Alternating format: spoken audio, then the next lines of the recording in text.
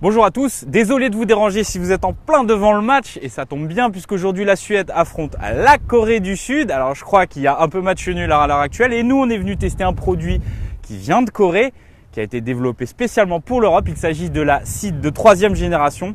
Donc la Compact revient sur un marché ultra concurrentiel en Europe, là où évolue la Volkswagen Golf, la Renault Mégane, la Peugeot 308 et patati et patata. Donc pour cette 3e génération, il y a beaucoup de choses. C'est une nouvelle plateforme qui a été développé spécialement pour le comportement, améliorer le confort et aussi pour des motorisations qui seront un peu mild hybrides comme on dit, c'est-à-dire avec un voltage supérieur comme le fait par exemple Audi.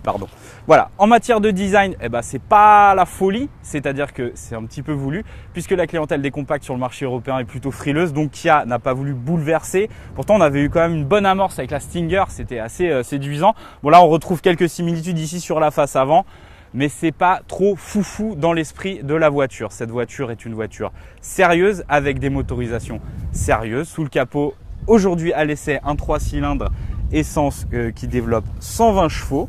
Ce sera vraisemblablement la version qui sera la plus vendue sur notre marché, mais vous avez également un tout nouveau moteur, un 4 cylindres, 1,4 litre qui lui fait 140 chevaux et qui est accolé à une boîte à double embrayage à 7 rapports.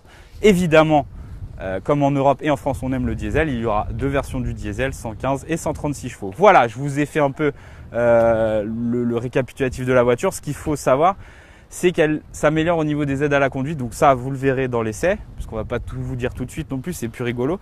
Et surtout, ce qu'on a remarqué, c'est son positionnement tarifaire qui est très agressif en rapport de l'équipement proposé. C'est-à-dire qu'on a une excellente dotation et des tarifs qui sont hyper compétitifs. Elle débute à 21 000 €. Il faudra compter environ, on va dire 26-27 pour le cœur de gamme.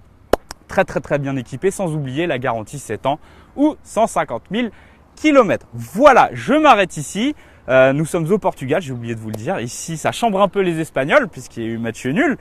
Et puis voilà, moi je vous souhaite une bonne journée et on souhaite bon courage à nos amis tunisiens pour ce soir.